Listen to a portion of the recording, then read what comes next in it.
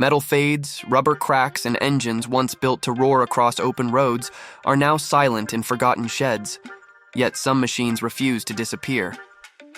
Picture a silhouette shaped in an era before wind tunnels and computer models, a ride born when long highways and wide horizons carried a different kind of promise. There's a reason certain motorcycles become symbols instead of souvenirs, and why riders still chase the feel of mechanical pulse over digital polish. Beneath the patina and nostalgia is a story about pride, engineering instincts, and the fight to keep something alive when the world moves on without looking back. If the sound of an engine can carry history, what happens when that voice almost goes extinct? Like and subscribe, then drop a comment on which legend you want explored next. The Triumph Bonneville, 1959-1975, didn't emerge in a vacuum. It arrived at a moment when riders wanted speed they could see, hear, and command without pretense or plastic. To understand why this motorcycle became a cultural and mechanical landmark, you have to go back to the mindset of post-war Britain and the American appetite that helped shape its destiny. The company behind the Bonneville already had a reputation for building capable twins. But the push for something faster, lighter, and more exportable drove decisions that would define the model's identity. Engineers were working with limited resources and inherited tooling, yet they aimed to create a motorcycle that could outrun not only rivals, but the expectations placed on British machines at the time. They didn't chase perfection on paper. They built to meet the real-world demands of riders who measured performance by throttle response and road feel rather than lab data. Long before marketing departments shaped product planning, design choices were dictated by cost, materials, and whatever manufacturing tolerances could be wrung from aging factories. That tension between ambition and constraint produced a bike that felt alive in ways newer riders sometimes struggle to understand. Owners across the United Kingdom and the United States treated these machines as extensions of themselves, vehicles for commuting, rebellion, or long-haul dreaming. The Bonneville's name wasn't just a nod to salt flats. It hinted at an ideal of speed that was both tangible and aspirational. Every component, from the parallel twin engine to the slim fuel tank, served a purpose that reflected the riding culture of the era.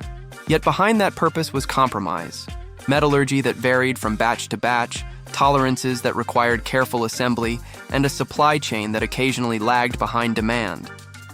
The bike's dual carburetor setup promised more punch, but demanded more tuning knowledge than many riders expected. Some saw those quirks as flaws. Others found them to be part of its personality. Dealers in the US understood the audience differently than those in Britain, emphasizing the Bonneville's performance while quietly advising new owners about maintenance habits they'd need to adopt. Insurance rates, licensing laws, and cultural perceptions around motorcycles varied significantly between markets, influencing how the bike was promoted and used. Early production models reflected a blend of bold marketing and pragmatic engineering, good enough to impress at a glance, serious enough to win on the track when in capable hands. The sound of the exhaust, the thrum through the handlebars, and the way the bike carried its weight made riders feel connected to something elemental. But the romance of riding couldn't mask the reality that Triumph was battling outdated facilities and growing international pressure. The Bonneville had to carry the brand's hopes while still making sense on a dealer invoice. Decisions about frame structure, suspension travel, and braking systems reflected an attempt to stretch old designs into new roles without inviting catastrophic failures. Beneath the metal and paint, there was always a tension between tradition and innovation. Skilled craftsmen assembled engines with techniques passed down through mentorship and muscle memory rather than automated processes. That human touch contributed both to the bike's charm and to its inconsistencies. Some owners received machines that felt perfectly dialed in. Others inherited headaches before the first oil change. But those stakes were acceptable in an era when riding meant accepting responsibility for the machine's quirks. What modern buyers might call unreliable was then considered part of ownership. If you wanted the performance, you learned the personality. As the 1960s gained momentum and roads expanded across continents, the Bonneville became more than transportation. It became a symbol of individuality, a statement against conformity, and a bridge between working-class practicality and aspirational speed. The people who bought it weren't passive consumers. They were caretakers, modifiers, and evangelists for a certain way of moving through the world. That bond between rider and machine shaped the Bonneville's legend before the company even realized how far its influence would stretch. The motorcycle existed in garages, workshops, and roadside repairs as often as it did in showrooms. Its presence at amateur races and informal gatherings helped cement its status among everyday enthusiasts, not just racers or collectors. No one designing the earliest versions imagined the decades-long impact they were setting in motion. They were simply trying to make something fast enough to matter and reliable enough to sell. Yet even those modest goals came with internal friction over resources, priorities, and long-term planning. The Bonneville's early years saw minor updates justified as refinements rather than reinventions, preserving the silhouette and mechanical layout that drew riders in the first place. The idea of replacing proven components with untested innovations was risky in a company already trying to juggle export targets and workforce realities. Riding culture in the United States, especially on the West Coast, played a crucial role in shaping demand and perception. Sun-drenched roads, open stretches of desert, and emerging motorcycling communities helped the Bonneville stand out as more than a European import. It became a tool for touring, commuting, and customizing, giving owners freedom to adapt the machine to their lifestyle and ambitions. In colder regions, riders had different expectations, emphasizing durability and support networks. Each geographic pocket cultivated its own relationship with the bike. But the core appeal remained consistent: direct feedback, distinctive sound, and a sense that the machine was built by people who understood riding as more than transportation. No one ignored the flaws. They simply accepted that strengths outweighed frustrations. Enthusiasts passed down tips about carb synchronization, oil leaks, and the importance of tightening fasteners at regular intervals. What could have been a list of complaints instead became a shared language among owners. The Bonneville didn't attract buyers who wanted effortless convenience, it attracted those who valued engagement. Over time, subtle changes in tank shape, badging, and internals reflected the company's attempts to keep the model relevant without alienating its base.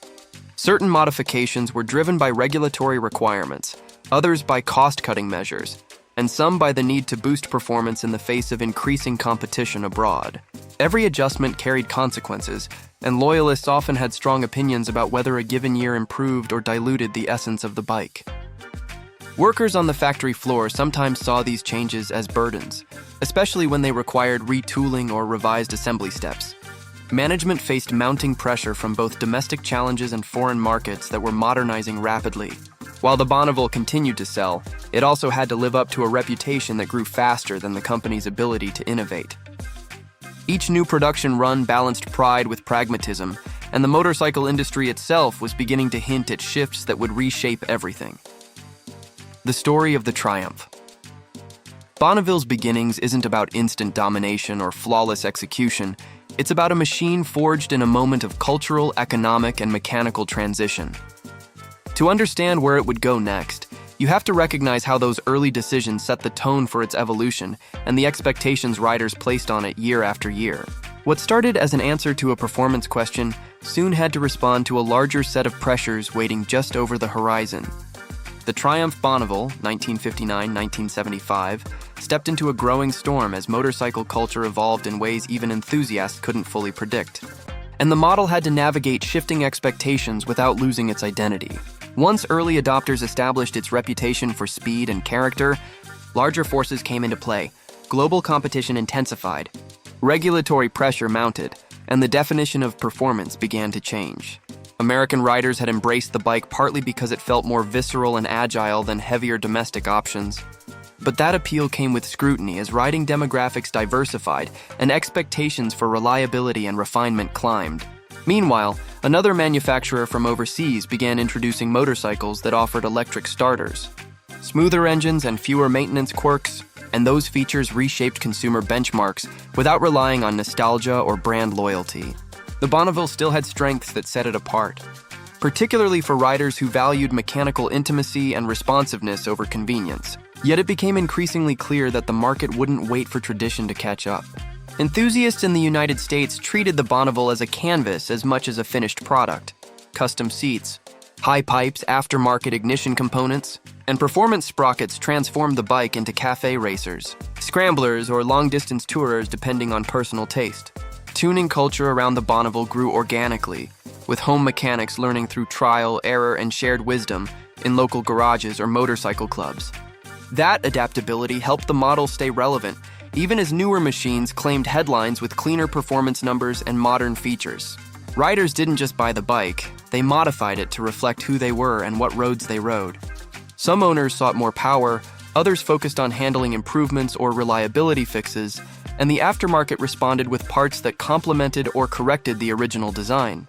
The engine's torque delivery and structural layout made it a favorite for those building lightweight racers or stripped-down customs, allowing it to perform in amateur competitions and weekend events where personality mattered as much as podiums.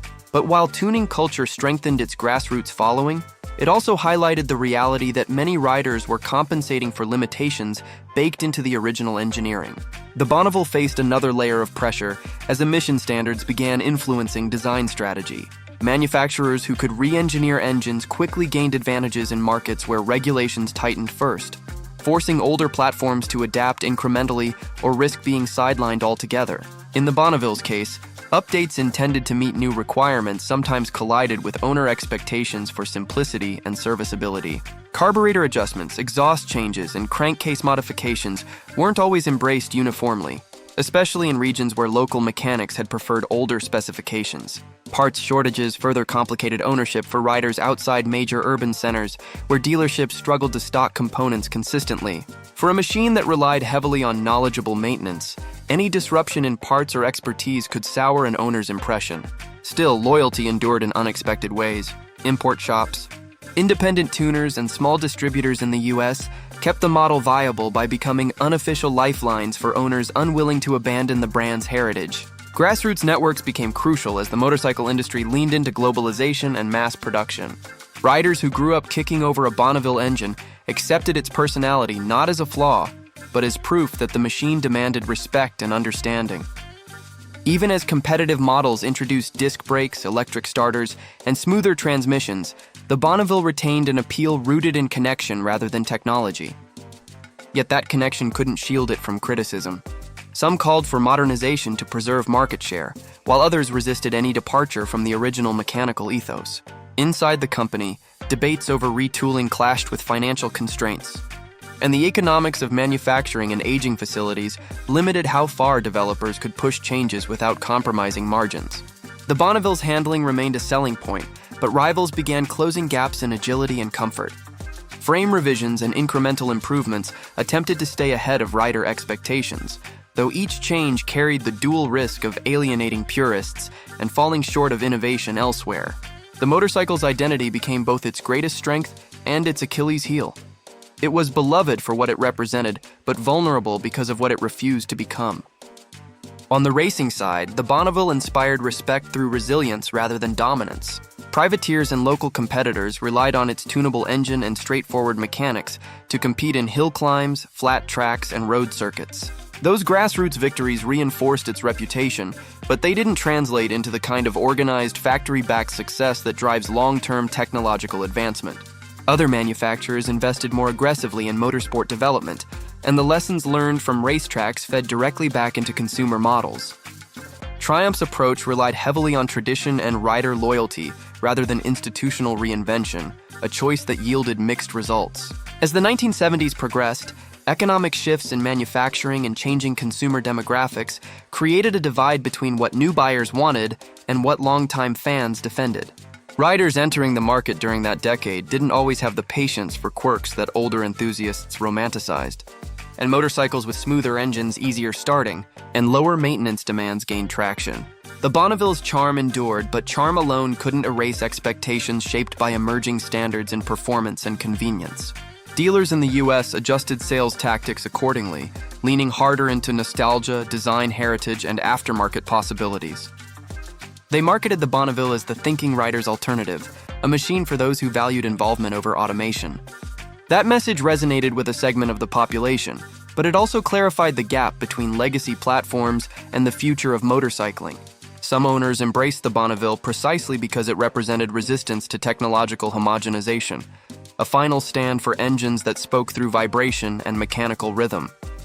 Others viewed it as a stepping stone toward newer machines that offered similar aesthetics with fewer compromises. The shift from performance icon to cultural artifact began gradually, not as a defeat, but as an evolution in perception driven by the same forces that once made it popular. Even so, the Bonneville remained a fixture in garages, meetups, and magazines. Collectors began paying attention to early production runs, color schemes, and small mechanical variations that distinguished one year from another. Owners who had ridden them hard in the 1960s and 70s found themselves restoring or preserving the same bikes decades later, often with more resources and knowledge than they had before. That transition from everyday motorcycle to cherished possession marked a turning point in how the model was valued. Rather than fading quietly against modern competition, it began to occupy a new lane, neither obsolete nor fully contemporary, but iconic in a way no redesign could replicate.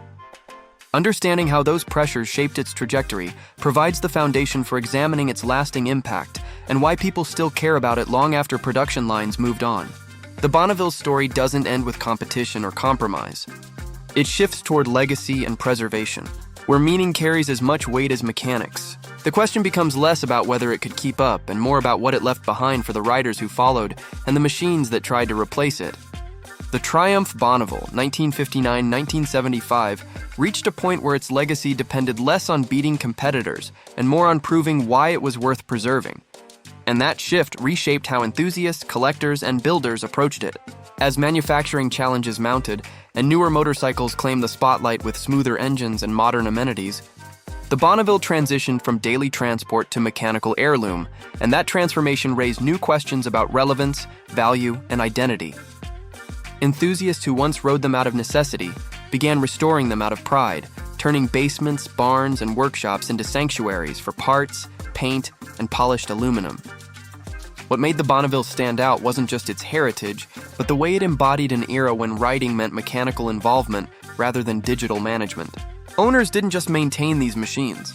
They kept alive a philosophy of construction that prioritized simplicity, character, and rider intuition.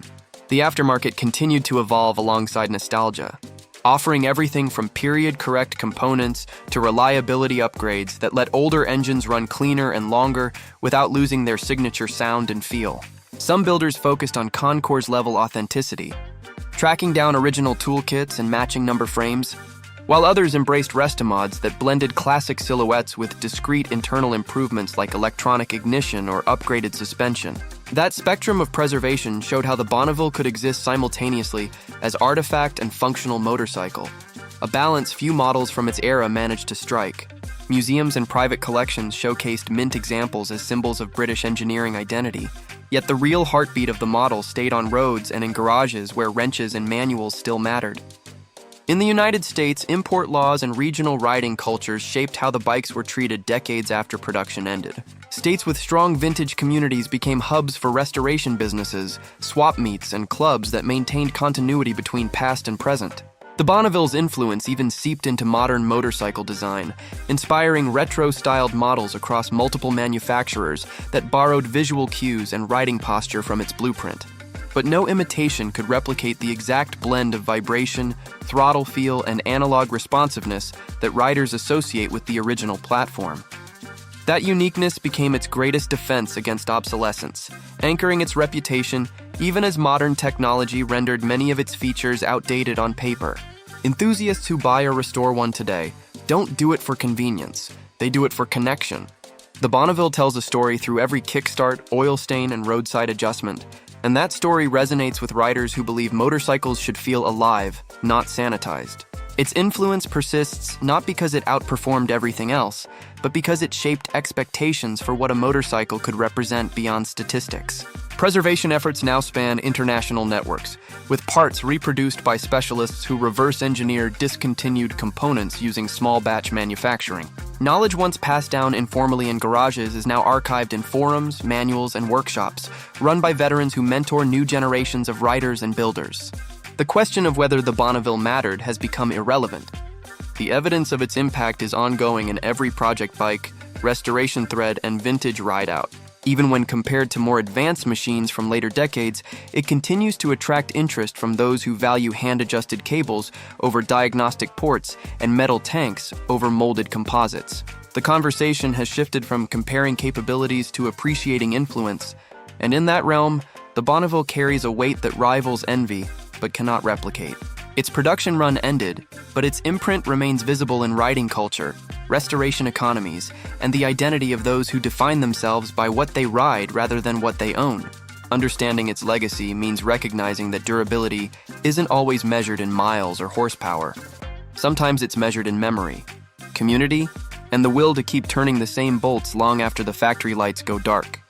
The Triumph Bonneville 1959-1975 endures in the American imagination because it represents a version of motorcycling that prioritized connection and character over convenience. And that legacy influences how riders today weigh ownership against sentiment. Anyone in the United States considering one now has to approach it with realistic expectations. These aren't plug-and-play machines with forgiving tolerances and modern service networks. Prices vary dramatically depending on condition, originality, and provenance, with rough project bikes still surfacing in barns or classifieds, while well-restored examples command premium money at auctions and private sales. Parts availability is surprisingly strong thanks to small manufacturers and dedicated suppliers, but sourcing the right components takes patience and a willingness to learn the nuances between production years. Importing one can still make sense if domestic options are scarce, though shipping costs, paperwork, and state-level registration rules add layers of complexity that buyers must navigate carefully. Reliability is less about luck and more about attention. Oil changes, valve adjustments, and tightening hardware aren't just occasional chores, they're part of the relationship. Riders who treat maintenance as an afterthought will struggle, but those who embrace involvement often find the experience rewarding in ways modern bikes can't replicate. Insurance for vintage motorcycles tends to be reasonable, especially through specialty providers, but coverage may hinge on storage conditions, mileage limits, and appraised value. Prospective owners should consider whether they want a factory-correct restoration, a tasteful custom, or a functional rider with discrete upgrades, because each path affects cost, usability, and long-term satisfaction.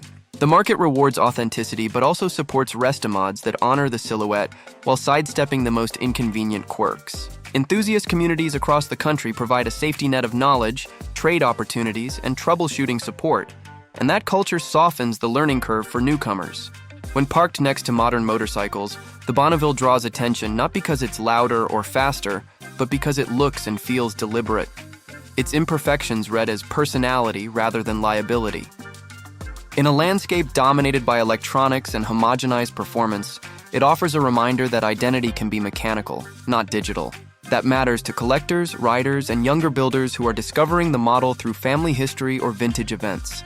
Whether it serves as a weekend ride, a showpiece, or an ongoing project, the Bonneville carries an emotional pull rooted in authenticity and tactile feedback. Its story resonates because it connects eras rather than competes with them, and its presence on the road or in a garage proves that influence can outlast production. For those willing to engage with it on its own terms, the reward isn't just ownership, it's stewardship. Some motorcycles fade when technology eclipses them. Others become benchmarks measured in memories and miles rather than model years. The Bonneville belongs to the latter, and its legacy rides on every time someone kicks it to life and chooses the long way home.